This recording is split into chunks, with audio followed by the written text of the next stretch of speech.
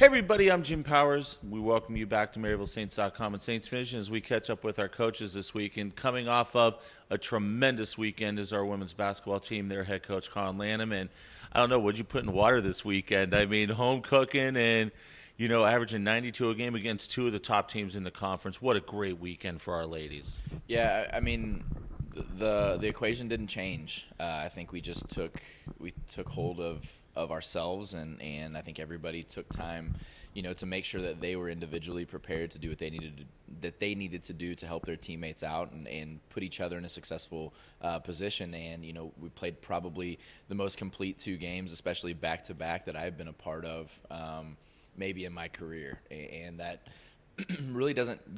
It's the kids, we didn't change our practice plan. We didn't change our game plan. I think they're really starting to have a high level of confidence, a high level of trust in each other. And when you put those two things together, you can be a pretty dangerous team. We mentioned this the other day, and I know we talked a lot about the players, but I tell you what, you're assistant coaches, and it really showed the hard work and everything, but the game plans that you guys had for this past weekend were just unbelievable, and we don't give those guys enough credit. Right, and that's kind of the perks of the job, I guess, is you get to do a lot of the dirty work, and fortunately our players are very aware of the time and we put in, and that's something that we talk a lot about within the program is making sure that we don't take for granted the amount of work that Coach Thomas and Coach Walton put into their scouts, into their individual skill development sessions and things like that. So our kids are very aware of that and very grateful and appreciative. So behind the scenes, we know what's going on. And to be honest with you, in the coaching world, you really don't care what everybody else thinks or knows, in that sense that we know we have to do what we have to do to put our kids to be in the best position to be successful. Whether or not we get any sort of accolades or gratitude or recognition for that, it's inconsequential. That's not what we do it for. But agreed, yes, they did a fantastic job, as they have all year with their scouts and put together a really good game plan for this week. And I know exactly what you're talking about because I've been in both seats. I've been in the assistant seat, and I've also been the head coach, so I know exactly what you're talking about. First off, Senior Day on Saturday. What else are we going to say about this group of seniors? They've just been unbelievable for this program. Yeah, they've done a really good job, I think, of embodying the passion and the spirit that we need within the team. They've really taken the reins, especially over this past week or two, and trying to show the underclassmen exactly what they need to do. I think the seniors are going out the way that they need to go out, and that's not always the case. You have some kids that maybe don't finish their careers the way that everybody would want to, but I feel like with Unique and Abby and Mary, they're having the senior years that they're capable of, and with our team's success is directly correlated to the work and effort that they've put in over the years. And then Thursday night, Thousand Saints, a little bit different this year, but it's for a great cause. Getting people here to watch our teams, but also this year donating and doing some great things for our counseling center here at Maryville, which is extremely important. No question. Mental health is something that needs to be addressed a lot more. And in talking with our staff here on campus, they're just overwhelmed with the amount of need that's coming out of our general student population. So anything that we can do to help them, I know the help that they provide our team. And so anything that we can do to reciprocate that, we will.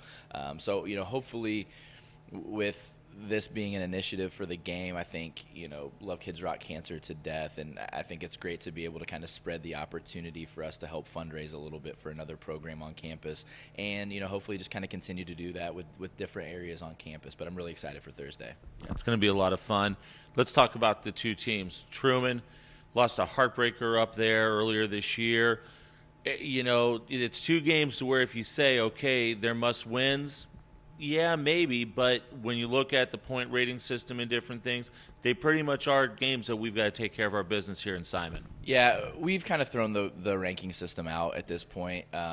It's too hard to predict when the dust settles, it all makes sense. But along the way, there's a lot of ups and downs. And so trying to predict what that's going to look like if this team does that, because there's so many other variables, not just within your game. So we've kind of scrapped that over the past 2 weeks and said, hey, it doesn't matter what everybody else does. We just need to take care of what we can take care of.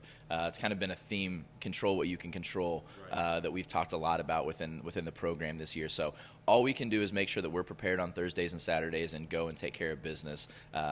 Let everything else fall where it falls. And if it puts us in a good place, it puts us in a good place. If it doesn't, we know we took care of what we could, and that's all we can do. So, going into this game, Truman, in the regional rankings, so this is a big-time game for us.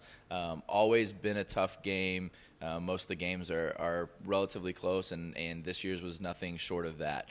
So, I think we got a little chip on our shoulder, which was probably to our advantage at this point. I think our confidence is as good as it has been, and I like where we are going into this matchup against them. Two different teams, but we know it's going to be a war. Going into Quincy, haven't seen a whole lot of them.